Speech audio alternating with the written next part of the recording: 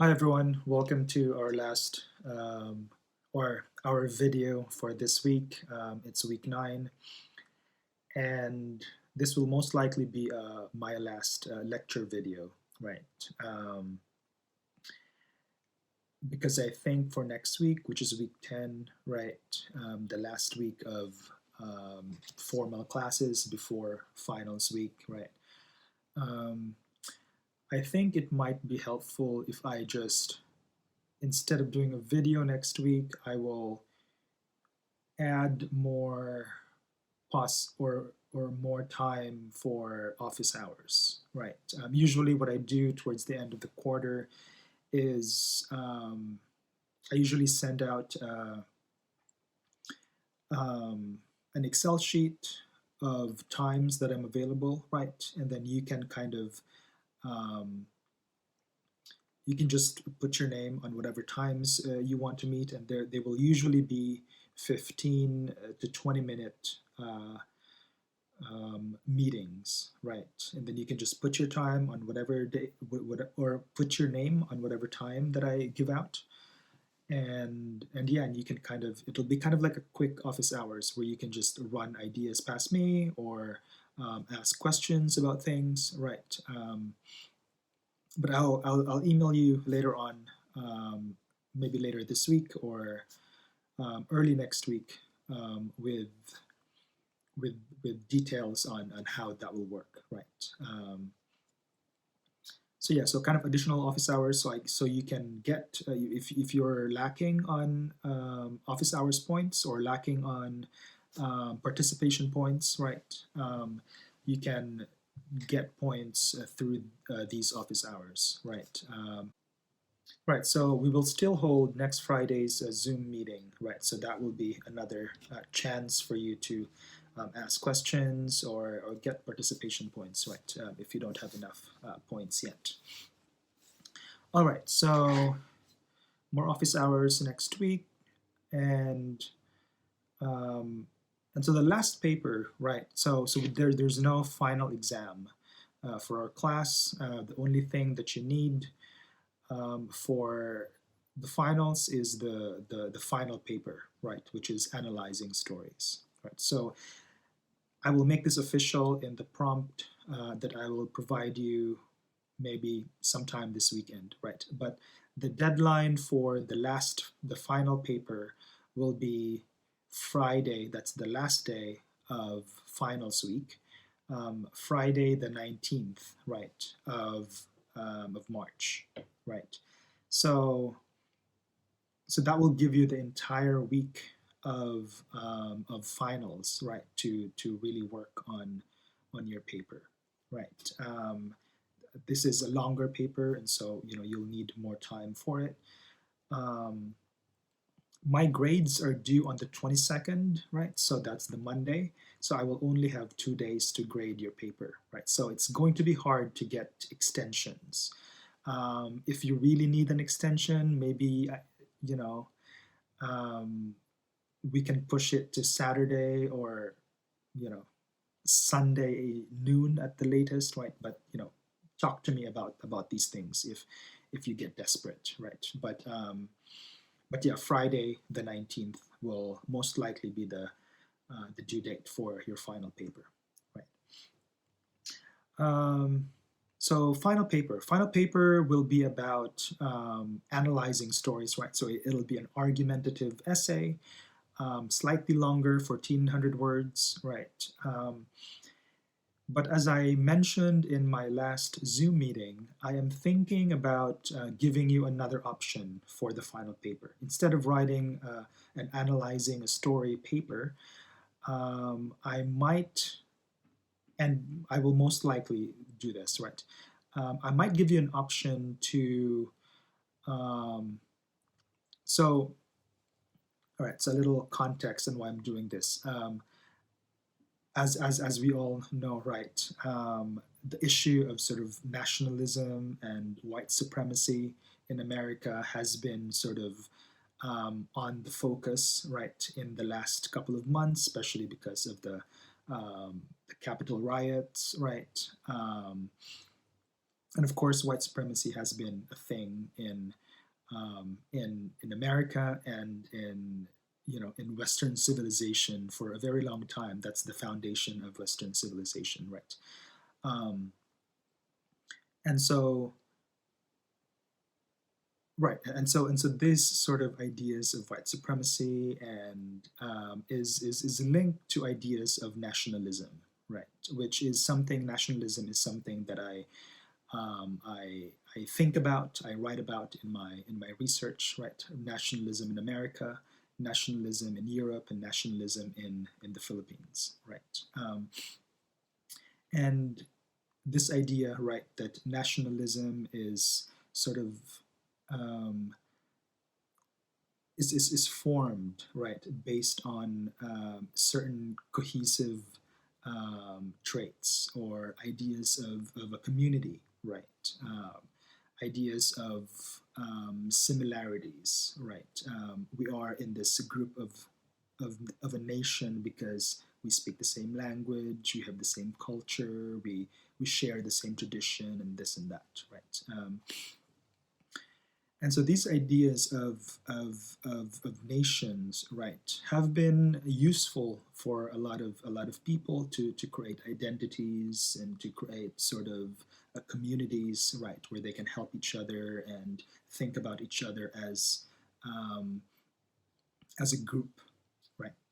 Um, but ideas of the nation, right, and nationality has also been sort of uh, or has a very sort of dark side to it, right?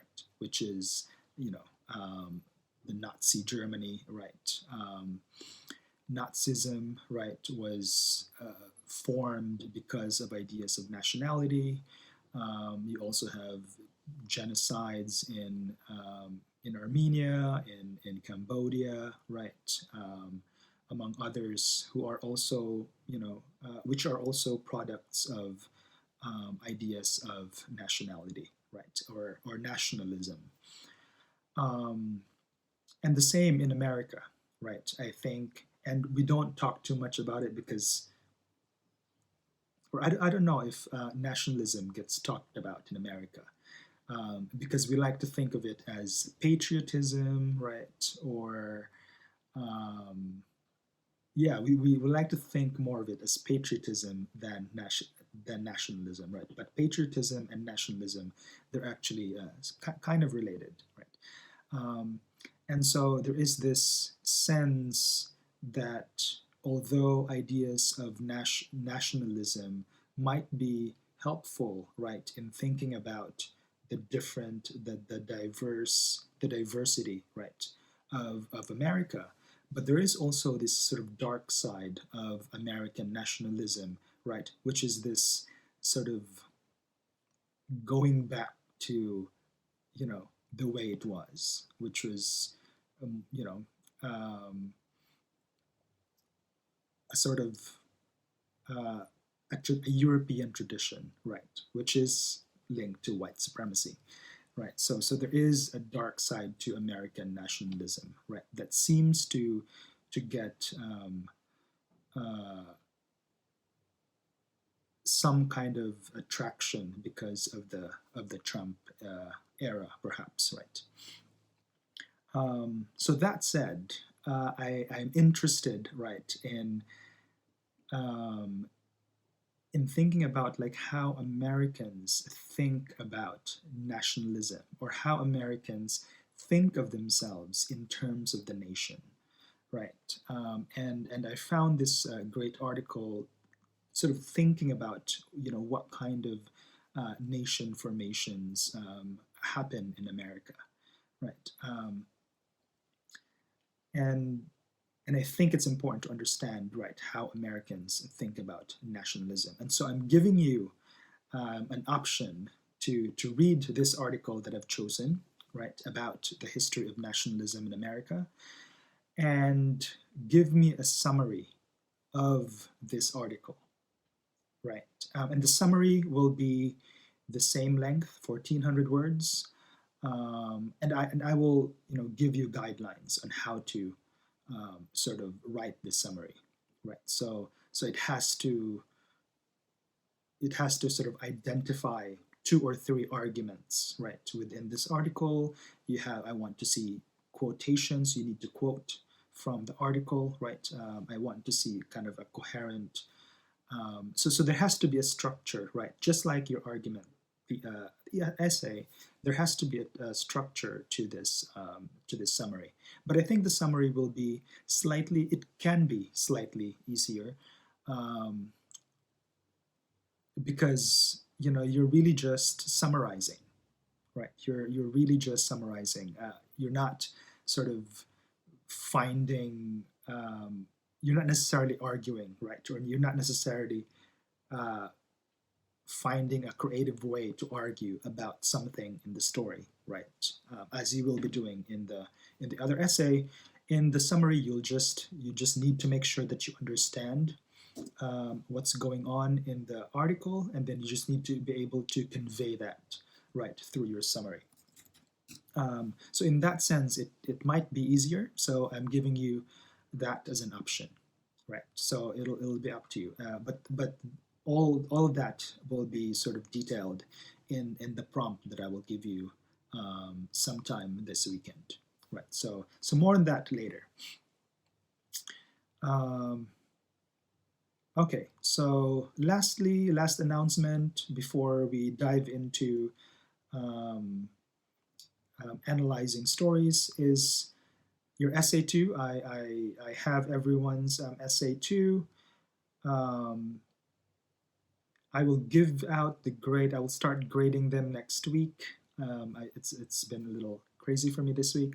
I will start grading them this next week. You'll get it no later than next weekend, right? So that will still give you another week to before the next essay is due. So that should be enough time to consider my comments, right? So so yeah, I think that's it for kind of general announcements. All right, so analyzing stories, right? This is our last essay, and I think this might be the most important essay for you. Although they're all important, but this essay, right, is important for you to understand, because in your next English class 1C, you will be doing nothing but analyzing stories, right? It will be just mostly analyzing stories. Right, so it'll be really important for you to understand this essay and familiarize yourself with this essay, because um, yeah, that will prepare you for your next English class, right? And this is also obviously my favorite essay, because I am an English major, right? And I am an English major because I like stories, I like analyzing stories, I like reading them, right? And I like, um, yeah, it's for me, it's reading stories are fun, right? And analyzing stories um, is fun, right? So so this is the kind of essay that I prefer, right? Or this is what I do, right, in my research. All right, so let's turn to page 375 of your St. Martin's Guide, and let's just read the first paragraph, the opening paragraph of the chapter, right, to kind of understand what the chapter is about. So, stories have a special place in most cultures. They can lead us to look at others with sensitivity and, for a brief time, to see the world through another person's eyes. They can also lead us to see ourselves differently, to gain insight into our innermost feelings and thoughts. Although writing about stories is an important academic kind of discourse, many people who are not in school enjoy discussing stories and writing about how a story resonates in their lives. That is why book clubs, reading groups, and online discussions, discussion forums are so popular. Good stories tend to be enigmatic, in that they usually do not reveal themselves fully on first reading. Enigmatic means mysterious, right? So it can be enjoyable and enlightening to analyze stories and discuss them with other readers. Even very short stories can elicit fascinating analyses. For example, Ernest Hemingway wrote this 6-word story, which he reportedly claimed was his best work. Right. Um, so for this class, I've assigned you 2 short stories, right? And for the final paper, you will be asked to choose one of the 2 short stories and then analyze that, right? Either A Good Man is Hard to Find or Sun is Blues, right? But but look at this short story by Ernest Hemingway, right? It's a very short story. It's arguably the shortest short story there is. Um, and I actually first read this when I was, or knew about this short story when I was in undergrad, and the first time I saw it, I was like, "What the hell? Like, what is? How can you write a short story that's 6 words, right?" But the more you read it, the more you think about it, the more it actually means something complex, right? So here's the short story, right? For sale, baby shoes, never worn, never, never worn, right?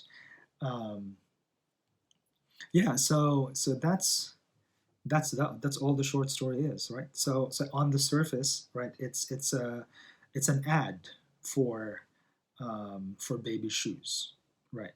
It might be an I don't know, like an ad that's like posted on in a public space, or because this was probably written in the 30s, in the 40s, right, or maybe in the 50s. That's about the time period that Ernest Hemingway was writing. So I'm guessing there was no cell phones or internet back then, so there was not like a text message or like a text or an online ad, right? So it must be kind of like a paper ad, like an ad in a paper, a newspaper, right? Or maybe a pamphlet, right? Or something like that. Um, but yeah, so it says for sale baby shoes never worn. So never worn, right? And when you're analyzing stories, and so let me just kind of go back, right? Um, Stories, I want you to think of stories not as, even though they might seem realistic, right? Or even though, especially the stories that we've read, right? They're more on the realist, because there's also, science fiction, there's fantasy, there's uh, myth, right? There's fables, they're not sort of realistic, right? Um, but stories, even if they seem realistic or they seem relatable, right, you have to see them as stories, as fiction, right? It might seem obvious, but some people say, "Oh, this is relatable, so it must be true." But no, like stories are works of art, which means they are composed of symbols, right? They're composed of words, um, which are made up, right? And they have their limits, right? Even though something seems very realistic, this is still only a representation of something, right? So when you're reading stories, I don't want you to think of it as real, right? And this is not as simple as it seems, right? You have to think of them as symbols, as um, especially when you're analyzing stories, right? You have to see them as as a sort of um, I guess as an orchestration of symbols, if that makes sense, right? It's a way of putting together symbols that create certain patterns, certain order, right? That is made up, that you can kind of either identify or disidentify or deconstruct, right? Um, and yeah, and so as symbols, right? For sale, baby shoes, never worn. Never worn, right? You can speculate right away that um, that there might be that these baby shoes might be the shoes of a dead baby, right? A baby that has miscarried or that died right after childbirth, right? That's why they're never worn, right? That might be one speculation, right? So that makes this sort of um, story very tragic, right? It seems very simple, but it's also tragedy, right? Is a very important part of any good story for some reason, right? So yeah, so that makes it very tragic, um, but also for sale, right? You can, on the one hand, you can kind of speculate that that might mean, that whoever is selling these never worn shoes, right, is moving on with their lives, right? That might be a more hopeful sort of way of reading it. There's a moving on sort of aspect to this, right? That they've sort of um, accepted the loss and the tragedy, and now they're moving on and they're selling the shoes, right? Instead of keeping them, right, and sort of keeping the pain, they're sort of giving it away or selling it.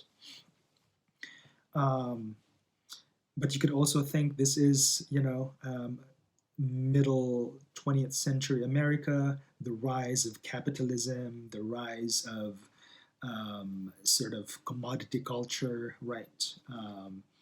And if you read this in a Marxist way, right? It's sort of, you can think about this in a materialist way, in which we live in a culture where everything, is consumable, right? And everything is commodity, right? And and that sort of juxtaposition, right, between commodity culture and the tragedy of a loss, right? They're very deeply connected. Um, so yeah, so those are just some of the ways in which you can sort of through which you can kind of speculate, right? You can analyze a story, right? And what I was doing there is what's called close reading, right? Where you're analyzing, you're speculating, you're making sense of certain patterns within a story to argue that this is what this means, right? Which is not to say that that's the only meaning. Anyone can have their own sort of interpretation, right? But yeah, but what we do is sort of speculate through close reading and analysis, right?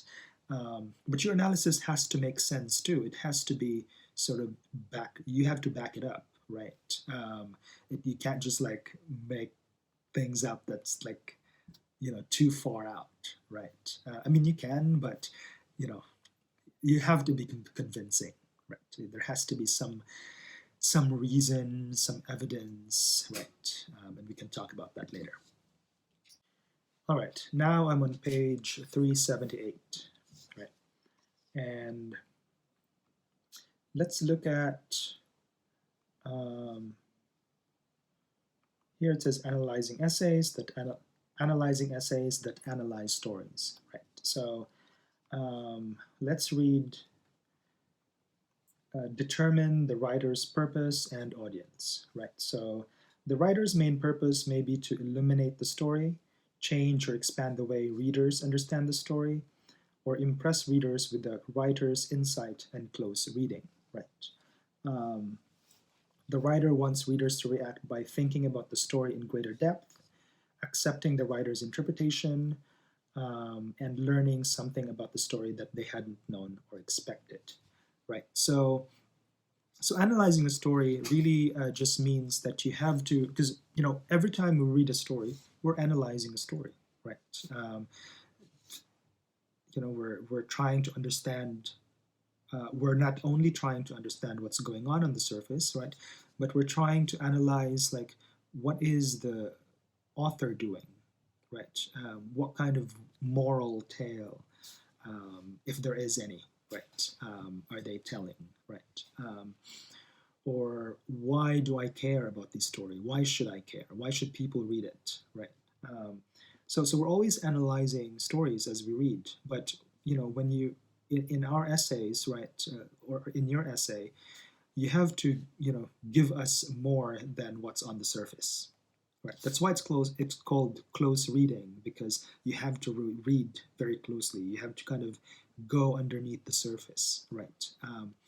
And give us um, sort of deeper analysis than what the typical reader might sort of um, think of the story, right? So it's your job to to go a little deeper.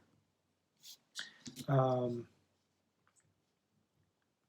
right. So as for the basic features, right, it will be the same kind of structure as the last two essays, right? It will be slightly longer. It's 1,400 words instead of 1,200.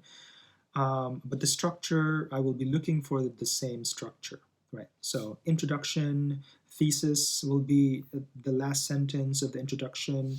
Then you'll have 3 or 4 body paragraphs, right? And there should be a sort of a paragraph that kind of like a counter argument paragraph, right? Where you will acknowledge sort of possible objections, right, of your analysis, right, and then obviously conclusion. So it'll be the same kind of structure, right? So you'll be asked to in the introduction, right, you should sort of contextualize an issue, right? So you should identify an issue, um, and an issue can be as broad as religion, right? The portrayal of women, and I'm referring here to the two specific short stories that we've read, "A Good Man Is Hard to Find" and "Sonny's Blues," right? So it could be about religion, portrayal of women, portrayal of morality, good or bad, right? Good and bad.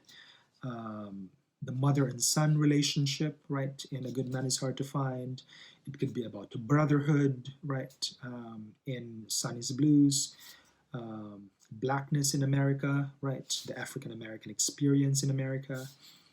Um, Jazz, right? Music, drug addiction, autobiographical sort of issue, right? Is "Sonny's Blues" about James Baldwin, right? So these are the kinds of issues, and I will send you this in my notes so you can kind of see this. So these are the kinds of issues that you should just only pick one. Pick one of these issues, right? That you see in the short stories, right? And once you've identified these issues, right, or once you've identified your issue, right, you will then in your thesis connect that to the story, right? And what is the story doing in terms of that issue, right? And that will be your thesis, right? So an example of this, and this will also be in my notes. So for my examples, my examples are free for you to use, right? You can kind of tweak them a little bit, but they are there for you to use, right? Even if you're all doing the same thesis, you're copying my sample thesis. I'm not worried about that because you will still end up with very different papers, right? So I'm not worried that you're just copying my thesis. These are here for you to use. Yeah, so an example, right, of a thesis, and these are just kind of simplistic thesis, right? You can kind of complicate them if you want. "A Good Man Is Hard to Find" is a moral tale that complicates traditional notions or ideas of good and bad, right? So that's one possible thesis. "A Good Man Is Hard to Find" uses religious symbolisms to highlight the limits of religious fanaticism, extremism, or hypocrisy. Right. Sonny's Blues provides a counter history to the experiences of African Americans in the US. Right.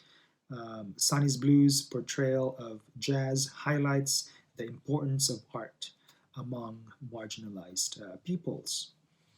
And Sonny's Blues can be interpreted as a mirror of James Baldwin's life growing up black and queer in mid 20th century America, right? So the last one is more sort of autobiographical.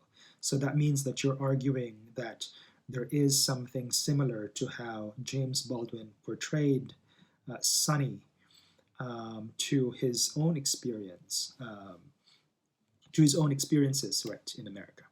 So that's one way. So these are sample sort of thesis, right, that you are free to use, right. So the next basic feature, right, is a well-supported argument, right? So a well-supported argument, like um, your previous essays, will have sort of, you will back it up with evidence, right? And so evidence and then analysis, right? So for this specific paper, you are not required to use outside sources. Actually, I encourage you not to use outside sources. I want you to really focus on the story and analyzing the story. So what that means is that, for your previous papers, you had to use outside sources and then you quote the outside sources. For this, your evidence will be the story, will be from the story, right? So you will be quoting from the short story, right? Sort of scenes, words that are being used, symbolisms that are being used, right? These are the kinds of evidences that you will quote, that you will use in the story or in your essay, right? So no outside sources, and you will be quoting from your chosen short story, right? And then obviously, right, you're getting evidence from the short story, and then you'll be providing analysis, right, of these sort of parts that of these evidence, right? Like this is, I'm trying to think of an example, which I can't. Let me see. So Goodman is a moral tale that complicates original ideas of good and bad, right? So let's, for example, right, a good man, the thesis, right? A good man is a good man is hard to find is a moral tale that complicates traditional notions or ideas of good and bad, right? So it complicates ideas of good and bad because, for example, the mother, right, is a very good religious follower, right? So he follows sort of everything that she's supposed to do as a lady and as a religious person, right? But obviously she's not good, right? She's not portrayed as good. She's a hypocrite. She's sort of careless. She doesn't really care about other people or people other than herself. It seems um, she's a liar, right? So there is a way that the ideas of good and bad is kind of blurred, right? And then also the misfit, right, is he's bad, he's a killer, but then there's also a sense that we kind of feel for him because his experience, right, the way that institutions have treated him, seem to also suggest that he's a victim, right? He's a victim of institutional or bureaucratic sort of evil, right? And so it's kind of it's right. It's complicating, right? What bad is and what good is, right? That it's not that simple. So these are examples, right, of evidence that you can use, and then you can just analyze, provide analysis of these sort of scenes, right? So that will be your focus, right? And so it really helps for you to reread the story before you can read it a couple of times before you can really analyze it, because only the second or third or fourth time that you read the short story that you can kind of see these sort of like subtle subtle patterns, subtle kind of ways that subtle workings, I guess, of the story. All right. So last but not least is of the basic features is a clear and logical organization. Right. So I won't talk too much about this because it's pretty much the same, right? The same sort of, it should be the same organizational structure as your first two essays, right? So I want to see, a clear sort of discussion of the issue, a clear thesis, right? And then in the body paragraphs, like the first sentence should be sort of a topic sentence. It should be a summary of the argument, right? And then there should be quotes, and then there should be analysis of quotes, and then there should be the last sentence of the body paragraph that sort of summarizes the argument of the paragraph, right? So the same structures, the same sort of organizational structures that I've talked about in my previous videos, right? So those are the things to think about that might be slightly different, right, from your first two essays. But now let's look at one of the examples, right? One of the examples here of analyzing a story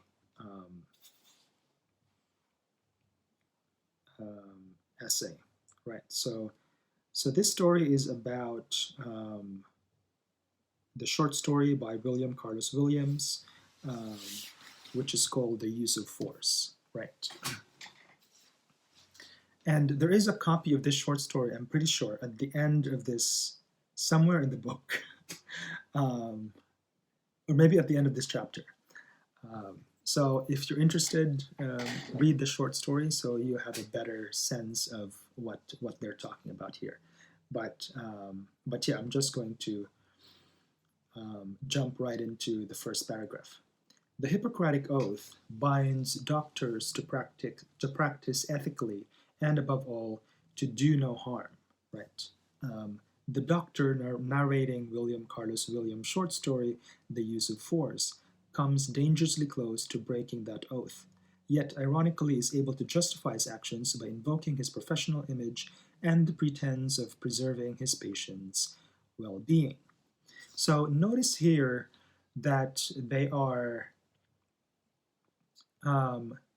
in the second sentence, they wrote the name of the author and the complete name of the author and the complete name of the short story, right? So that's something that I want to see, right? Because in the somewhere in the introduction, you have to mention the full name of the author and the full name of the short story, just so whoever's reading your story, will know what you're talking about, what story you're talking about, right? So it's important to include that, right, in the introduction, somewhere in the introduction. It could be in the thesis, it could be in the first sentence, somewhere in the introduction. I want to see full name of the author and full name of the short story's title. Right. So that means that if you've already, especially like A Good Man is Hard to Find, that's a very long title, right? So you have to mention it, the full title, in the first time you mention it. But the second time you mention the title, you can just say a good man, right? You can just shorten it because it will take so much space, right? If you keep referring to it as A Good Man is Hard to Find, right? So the next time you mention it, just say The Good Man, right? Or A Good Man. Sunny's Blues is fine because it's a short title anyway. So, right. So as an account of a professional doing harm under the pretense of healing, the story uncovers how a doctor can take advantage of the intimate nature of his work and his professional status to overstep common forms of conduct. to the extent that his actions actually hurt rather than help a patient. In this way, the doctor narrator actually performs a valuable service by warning readers indirectly through his story that blindly trusting members of his profession can have negative consequences. Right. So this is a very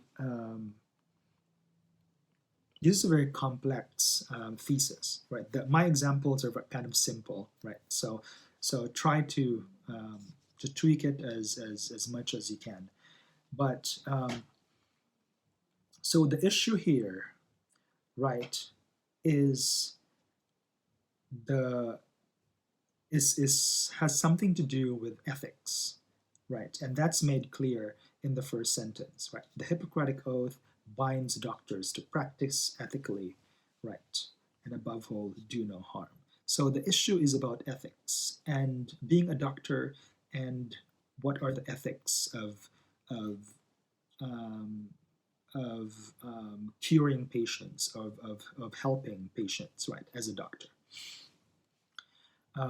So that's the issue. And how they're tying that to the story is that they're saying that this is the ethics of being a doctor, but what the doctor in the short story is doing is abuse those ethics, or abuse the sort of um, the power, right, that the doctor has.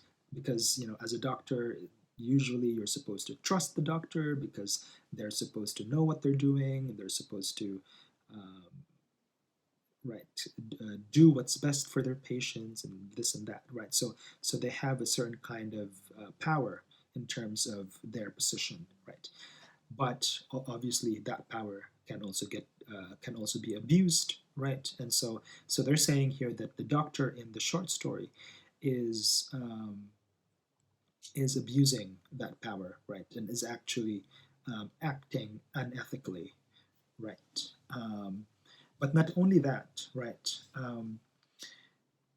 They're saying here, so in this way, the doctor narrator, right? So the doctor is also the narrator of the story, right? That's why they refer to it as the doctor narrator. The doctor narrator actually performs a valuable service by warning readers indirectly through this story that blindly trusting. So they're saying that the doctor character, right, is unethical, right? But there is also the voice of the doctor who is the narrator, right? And so what this essay is arguing is that there are two ways that the doctor and then the doctor narrator is operating in the story.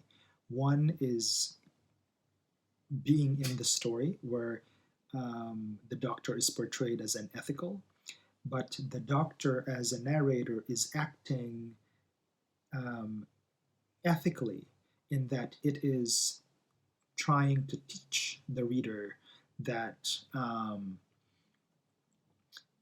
that this is what a bad doctor looks like, right? So it's a warning for the reader, right? So that's an interesting reading, right? Because they're discussing the different voices of the characters, right, as being good and bad, right?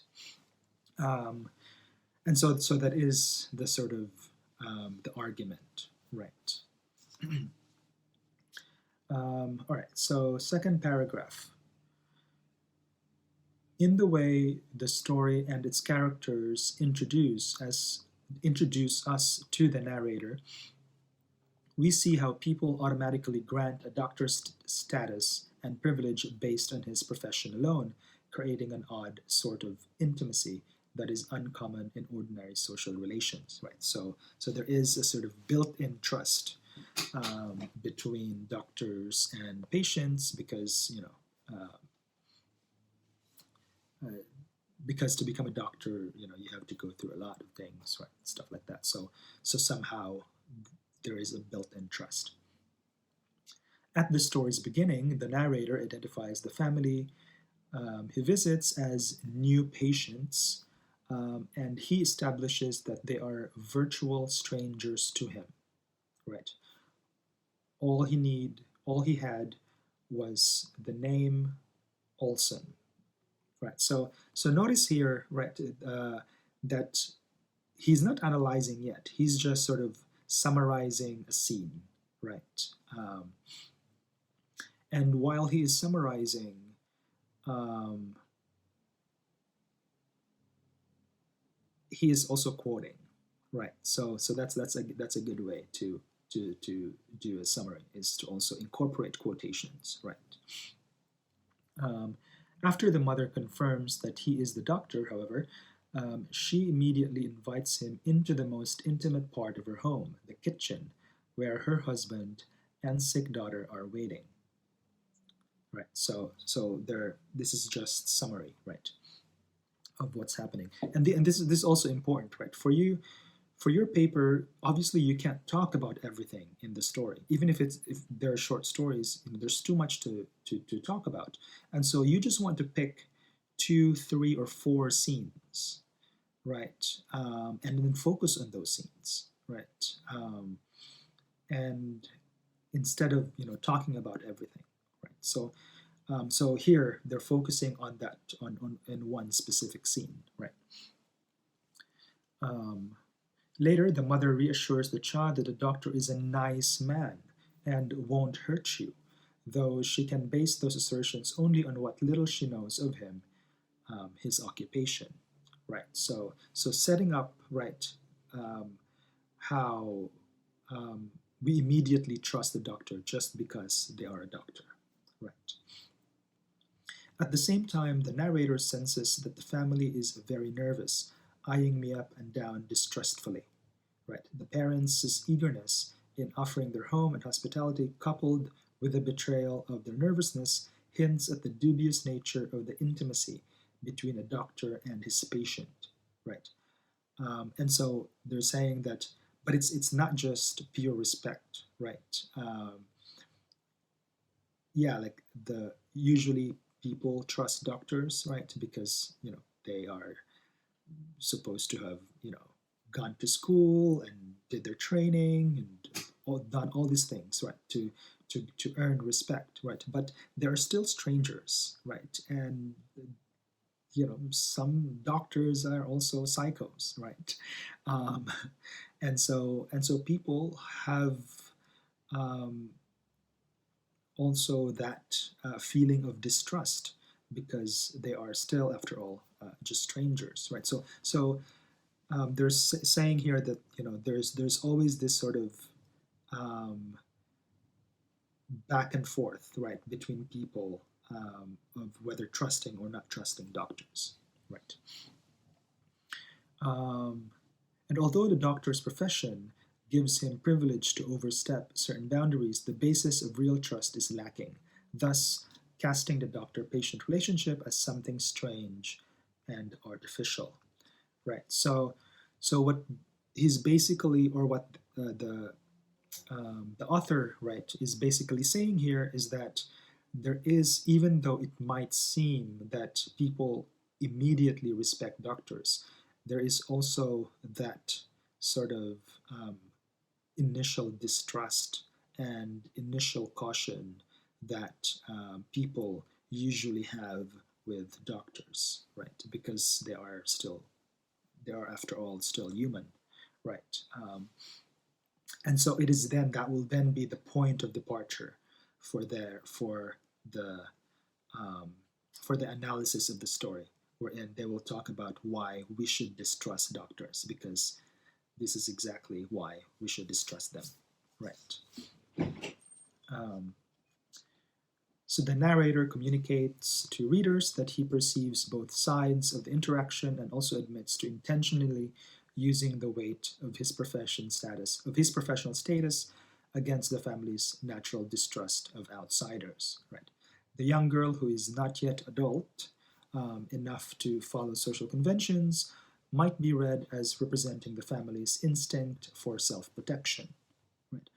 In the face of the child's resistance, the narrator smiled in his best professional manner, trying to invoke the special form of trust that doctors typically assume, right? So notice too how they're only including page numbers here. So for your paper, all you have to do for the in-text citation, since you don't have other sources, right? You can just put the page numbers. The phrase professional manner shows that the narrator acknowledges he is using the power of his occupation, while also admitting that his reassuring smile is only part of his um, professional performance. Right. So this is the beginning of a close reading. Right. So they're taking the phrase professional manner, right, and they're saying that professional manner, on the one hand, sort of signifies how a doctor has to be professional, right, and how a doctor has to be sort of act a certain way, right. But then the other side of that is performance, right? They're performing, and so that means that you can't really trust them because they are just acting. Right. So that's another way of reading the professional manner as something that can be a source of distrust, right? Because they are just acting, right? So that's an example of a close reading where you're giving something multiple interpretation, right?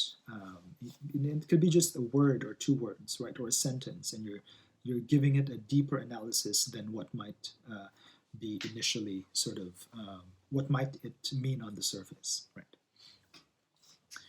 Um, as the doctors struggle to examine the little girl's throat becomes more heated, he repeatedly brings up his expert concern to justify his rough actions.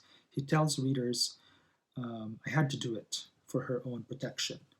Later, he reminds readers and himself that I have seen at least two children lying dead in bed of neglect in such cases and feel that I must get a diagnosis now or never. Right. He also notes that others must be protected against the sick child before him. The narrator repeatedly brings up his duty as a doctor and the privilege that comes with it to defend his use of force. Yet at other points, he admits to having grown furious, to being unable to hold down, and to have got beyond reason, right, in acknowledging the loss of his capacity for reason and self control. He essentially admits that his professional manner and attempts to be gentle in getting the girl to follow his commands are empty artifice. When these attempts fail, emotion alone drives his actions. In effect, he uses the medical art as a pretense to justify otherwise unacceptable interventions. Right. So it's not clear, right, what the doctor did yet, but it sounds like he did something, right? He did something bad. He did something forceful um, to the patient, right? And then he justified that by saying that that's just his job, right? But then actually, there is reason to believe in the story that he has a bad temper, right? Because of the phrases like uh, grown furious, right? Or got beyond reason, right? Or um, not being able to hold himself down, right? So they're using sort of evidence, right, from how he's described himself as a way to say that this doctor actually has an anger management issue, right? And um, he's justifying that violence with the fact that he is a doctor and that's just his job to hurt people, right? So that's this is I won't go through the whole paper because that's too much. um, but this is just a good example, right, of how sort of you use words, phrases, sentences, evidence, right, from the story, and put them together as patterns, right? Because in the story, it's not really sort of saying that, oh, the doctor has a anger management issue, right? You have to sort of make that assumption, but then you have to back it up with evidence that he is in fact has anger management issues, right? And here's why, right? So make sure you read the whole short story and the other sample essay too, and pay attention to what they're doing. Pay attention to how they're quoting. Pay attention to how they're analyzing the story, the quotations, and pay attention to how they are, connecting their arguments, right? Because that's really important. Um, but yeah, I think that's it for this lecture, and I will be in touch this weekend to give you your prompt and um, to give you your prompt for your final essay and to give you the spreadsheet for possible office hours next week.